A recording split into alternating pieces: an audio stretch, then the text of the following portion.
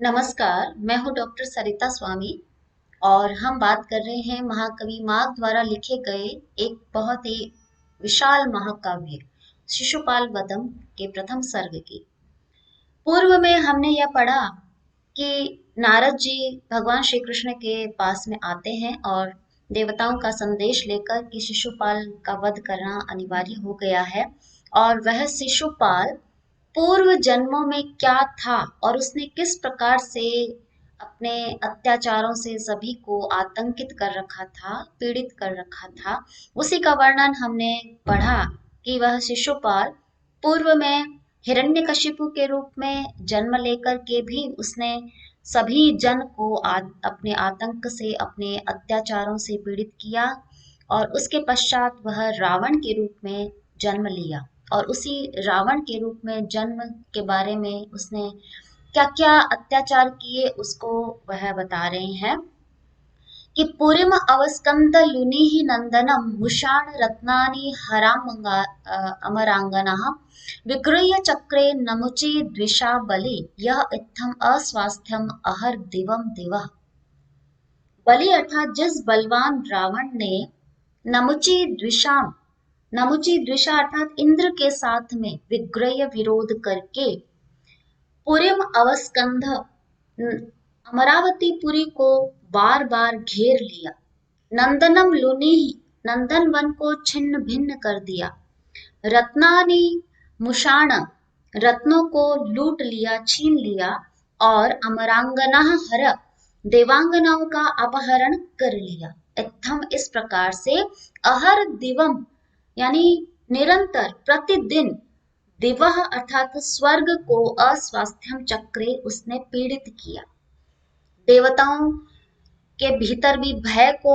उपस्थित किया उसने। देवता उससे इतने भयभीत रहते थे। हमने पूर्व के श्लोकों में पढ़ा कि जिस दिशा में वह जाता था उस दिशा में वह सिर झुकाकर नमस्कार करते थे और उसी दर्प से युक्त उसने दूसरा जन्म लिया रावण के रूप में और वही घमंड उसके भीतर था, वही देवताओं का अपमान करने का भाव उसके भीतर था। इस कारण से उसने इंद्र के साथ विरोध किया और अमरावतीपुरी को भी घेर करके नंदन वन को छिन्न भिन्न किया,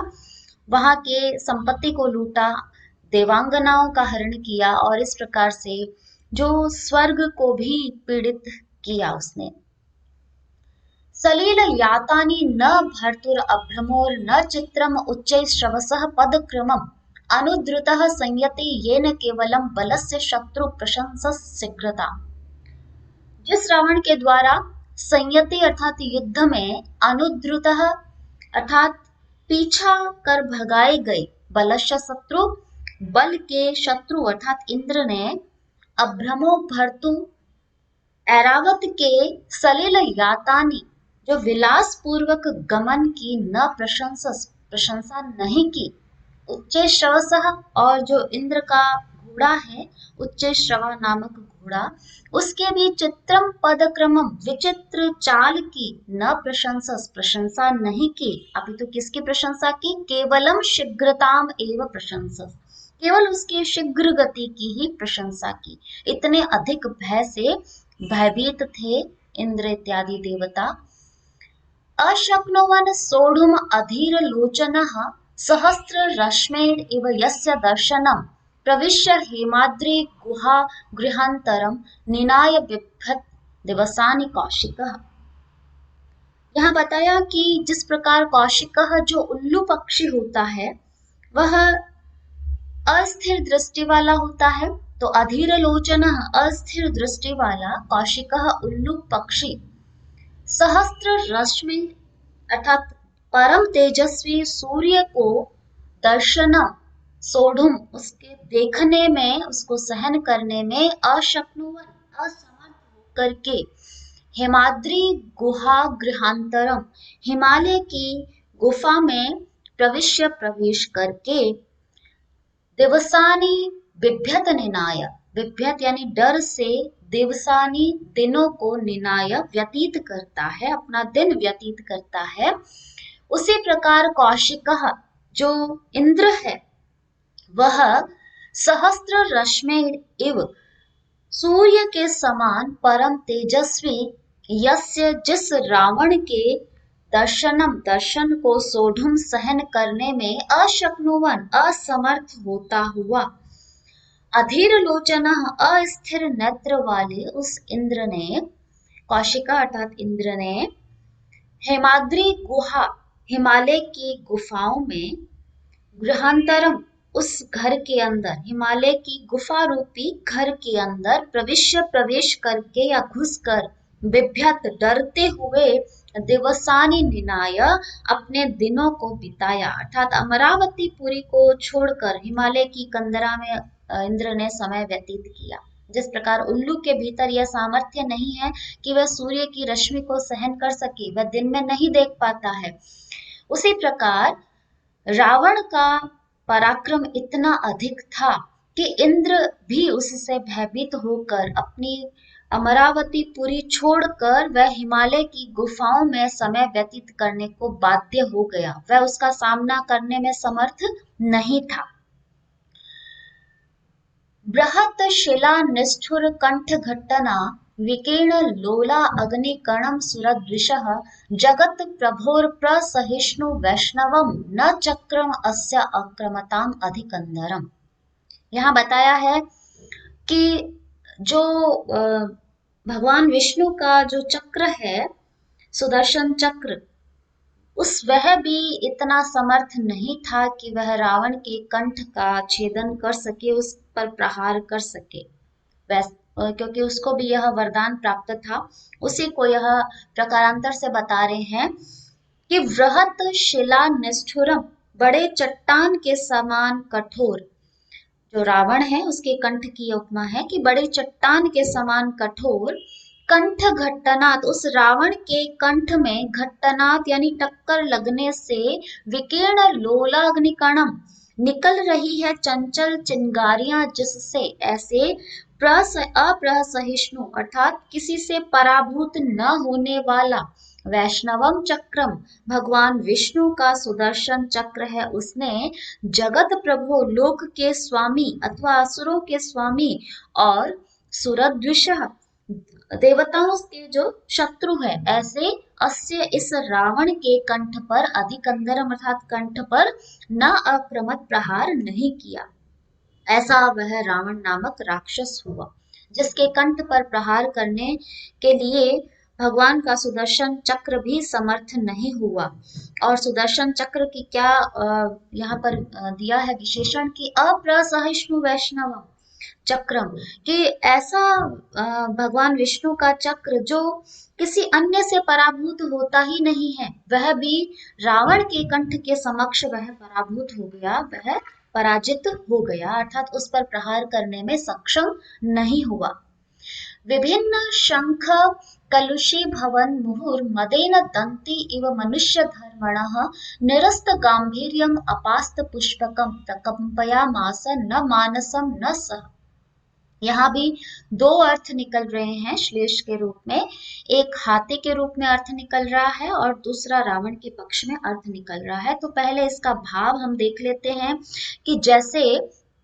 एक मदमस्त हाथी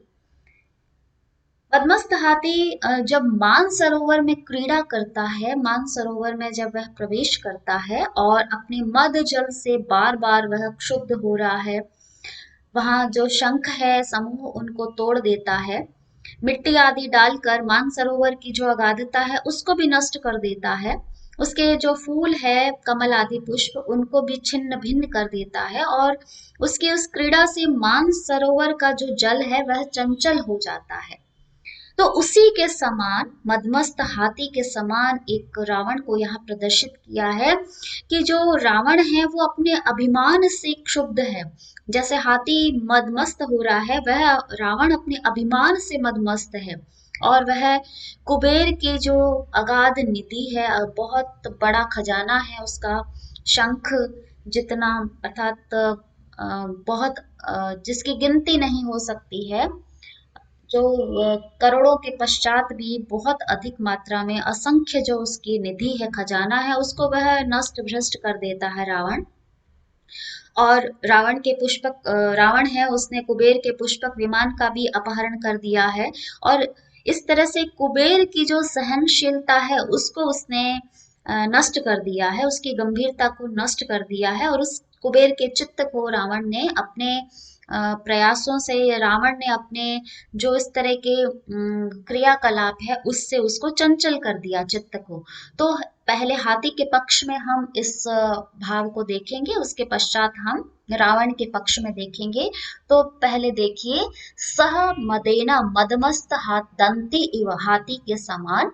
अर्थात जिस प्रकार मदमस्त दंती हाथी विभिन्न शंख को तोड़ देता है, कलुषी भवत उस